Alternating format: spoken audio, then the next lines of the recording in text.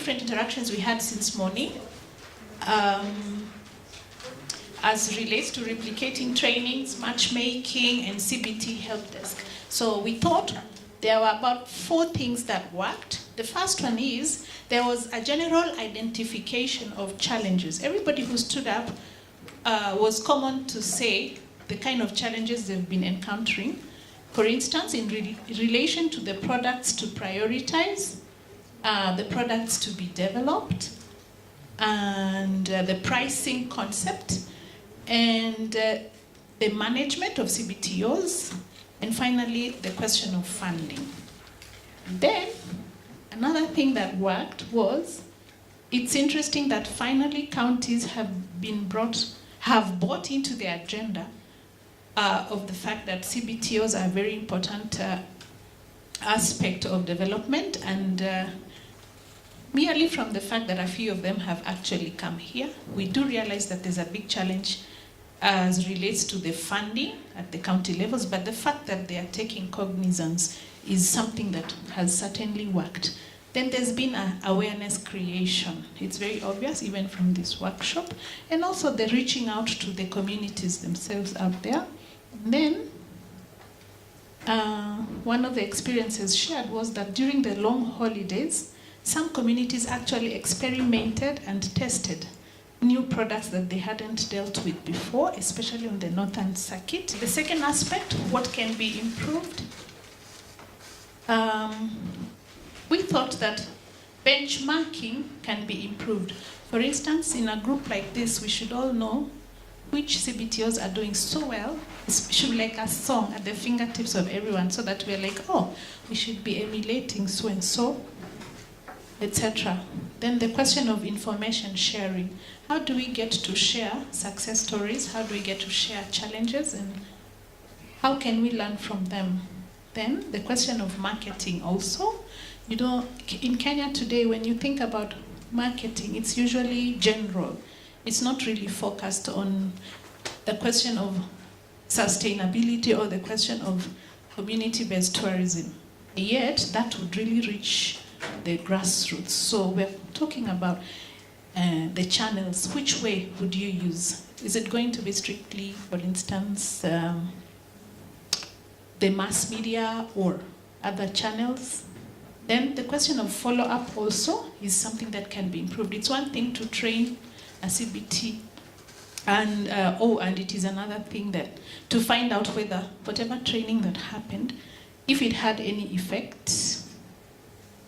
From this room alone, there is so much representation of partners who take interest in this area. So there can be a lot of partnerships that are not restricted to what either Switch Africa and the European Union is doing. It can be, you know, a multi-sectoral approach to partnerships. Then, last but not least, in the area of what can be improved, that whole question of production of quality products, product development. How can we say, for this area, for instance, this is certainly a quality product, how can it be improved? Now, the third area, we combined what the multi-sectoral board can do to make it happen and what support is expected. Literally combined because the points are the same. Now, what we would expect is we expect the counties to take a much higher lead. For instance, even in terms of the numbers responded to today, probably we would have expected a slightly bigger number. Then we are speaking about the question of accessibility. Every time we think about community-based tourism, we're speaking about those communities being accessed by their target tourists. But if you can only get there using, you know, a mountain bike or using to stretch this, a cable chair. You see, if they're so top on the mountain, or you must have a 4-wheel drive, then really something needs to be done. Enhancing infrastructure is very multifaceted, but that was just one of the things. Advocacy, We all know in Kenya today, we are big on, for instance, human rights advocacy, wildlife, but how big are we on ecotourism? Yeah. Rangeland management, there's a whole question of the factor of climate change. One of the group members thought this is a little bit far-fetched, but I guess there is also a direct correlation. Then, that question of business approaches to CBTOs, they are very, very, very, very seasonal. What can we do for them to look at it as something that they can look at as a long-term investment? Okay, last but not least, what is expected in return? You don't just keep saying we need help in this, we need help in that, and you're not doing anything yourself. So as it relates to CBTOs or the giving back approach, we thought there needs to be commitment to sustainability. And you can only gauge this if you see there are improved livelihoods. You could say there are people who make money from carvings or the Kisii soapstone, etc. But are people making money from, say, the calabashes the lady spoke about, etc., the kiondos?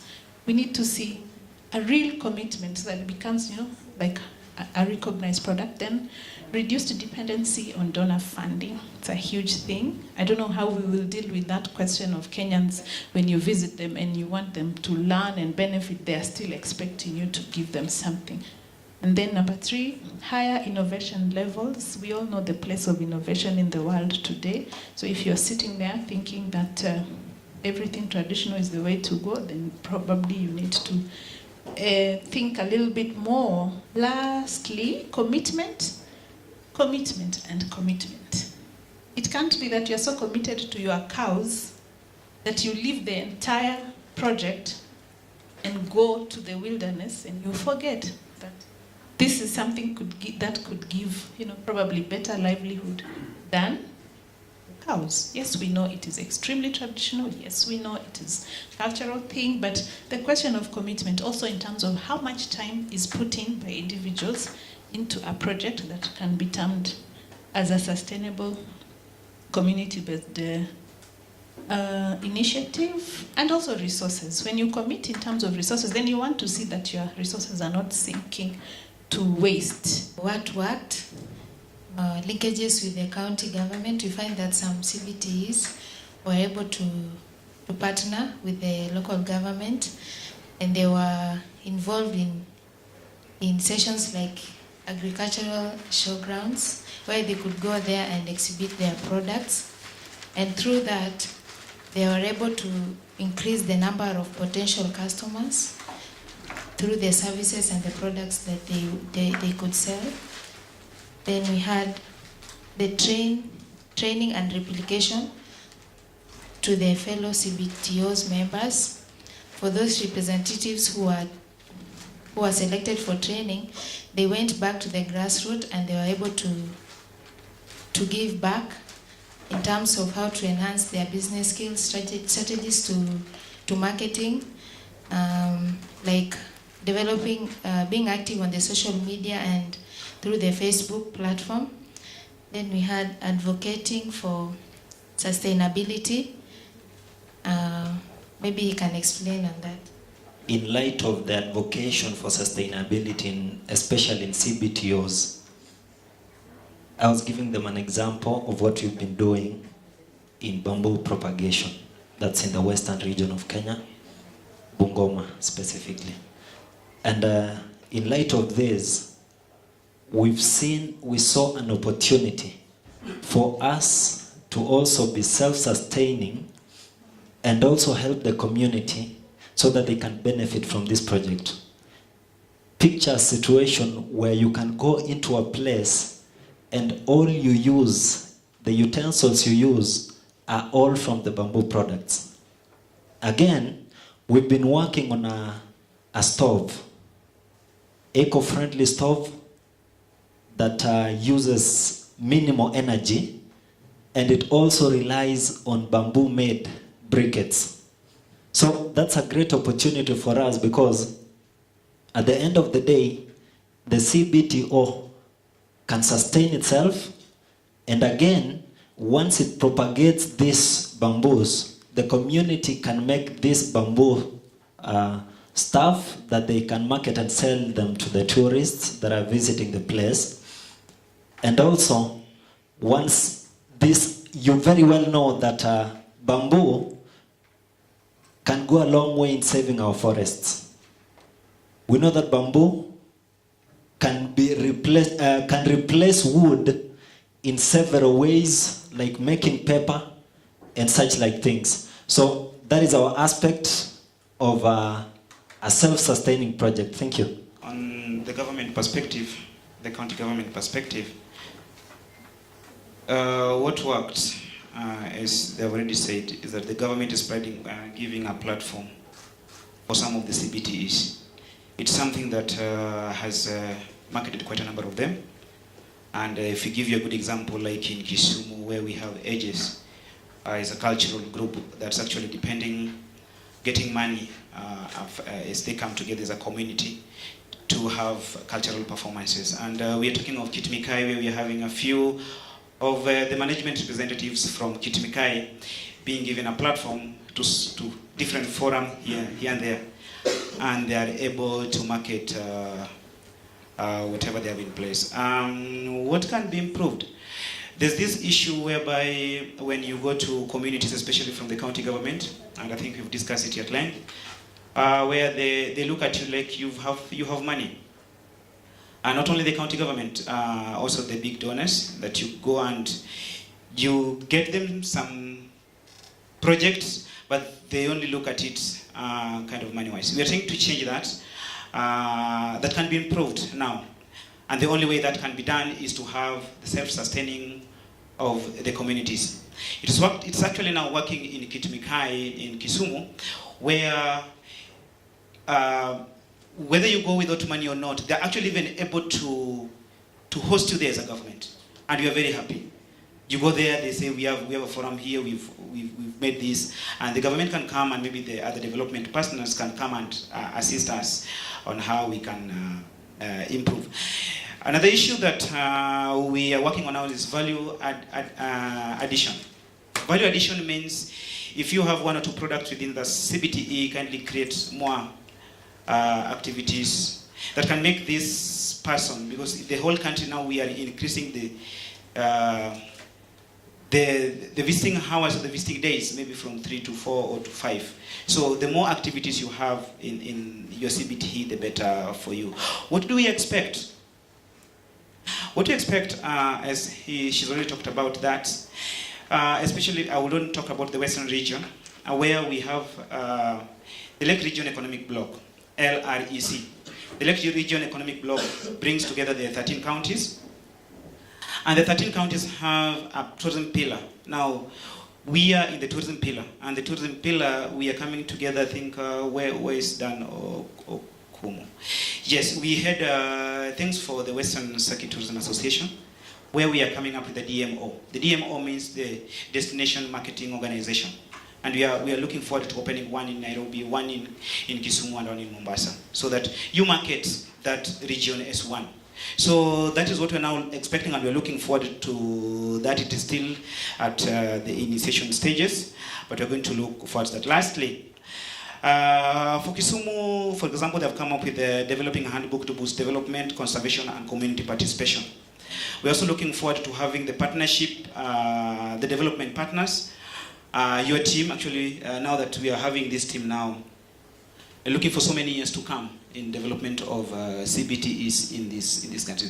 So what support will we expect on this is that, like for the DMO, it's being supported by CBI from Netherlands? From Netherlands? Yeah, from Netherlands. And they're coming together with KTB, Kenya Tourism Board, and the county government. The county governments are going to come through Lake Region Economic Bloc. Now the Lake Region Economic Bloc will be represented, and that means each and every technical team from the 13 counties put together. When this is ratified, we'll bring in now the development partners, and we now have this on stages after we have already a structure put in place towards this. Replicating training partially worked. Why did it partially work? We'll start with the negatives. Serious elements were lacking at the training, disciplinary issues, and then there should have been this should have been community-based as opposed to institutional. So that story, Pwani University, Utalii College, it should have involved more of the community in the trainings and whatever they were training then. Target was not achieved, and the last negative is it was not sustainable, grasp was not achieved, simplicity was needed, as the whole presentation was too technical. The success story is more people and more CBTOs are now clearer on what sustainable tourism is. There was, number two, there was a link between the CBTOs and TOs and the county government. That's a big plus. And the TOs, tour operators, i.e. me and the rest of these people in this group, in this target, widened their scope. That's the niche tourism products. What can be improved? Simplify the training. Two TOs to be linked to CBTOs for presence in terms of link the TOs and the CBTOs in the community so that they can work together, and I guess everything is spread out evenly. Then number three, financing of the tourism directorate. SASTUA to facilitate trainers, and county government to meet costs for the other logistics. All those issues of lunch and all that, I think that's the least the county government can do. And then target group, CBTOs should benefit from the training, which is basically the negative that we had there. It's self-explanatory. Most of these things have been said, so I'm just trying to jump through. And the objectives achieved for training should be realistic. Lastly, more exposure to TOs from the county government through conferences, forums, and farm trips, like what Siaya County said. If all counties can take that into consideration and invite the TOs, because those are the people who will bring tourists to your county and just expose them to all that. What support would you expect? Number three, and the last, focus on the outcome of the training of the CBOs. And then sustainability should be evident in the CBTOs and TOs. Linkage with investors with a bias in ecotourism. Whatever is not clear, please point it out. Then through SASTUA, engage private sector to support CBTOs, e.g. Safaricom, Total, KCB. All these organizations have their CSR, so as far as ecotourism is concerned, maybe that's something SASTUA can engage them to support, and then incentivize the TOs to focus on CBTO support. If, for example, I'm a tour operator, if I know my organization will benefit from being eco-friendly, ecotourism, all those eco things, then I'll be more keen on supporting the CBOs and CBTOs. And then policy developed to guide SASTUA after 2018. Maybe you can explain more on that. I think the policy is ending after 2018, so I guess what happens thereafter, that's what we're looking at. And lastly, counties to take a serious approach towards CBOs in tourism. Thank you. We cannot be talking about sustainability and CBOs, and the community does not understand what is it, what is sustainability. Just uncompact it. What is this sustainability? What does it mean? Monitoring and evaluation of these projects. So we start these activities, we start the CBTOs, we start all this. Who monitors them? Who evaluates them? Who has the outcomes, the impacts? At what stages do we want to identify whether we are progressing or not? Are we keeping up with the master plan, right? And going on to the last. Oh, and the same, what can be improved? Research and development from the institutions. I understand we want to work with communities, but you cannot work without research, you cannot work without markets, without development. Production of short courses from universities and all the colleges. Finally, what can be supported, apart from what has been said? Reviewing the training manual. I think it has been said, it is too complex, it is too it's too difficult for the local Mwananchi to understand. Just make it simpler and let them participate in developing their own training manuals that are relevant to their local their needs. Okay? From the county, they're emphasizing on enacting legislation and bills. You cannot have we cannot have, without an act, without the legislation, without the bills, we cannot enforce this that we're talking about here. At the end of the day, we're working in a political environment and within a constitution. Thank you.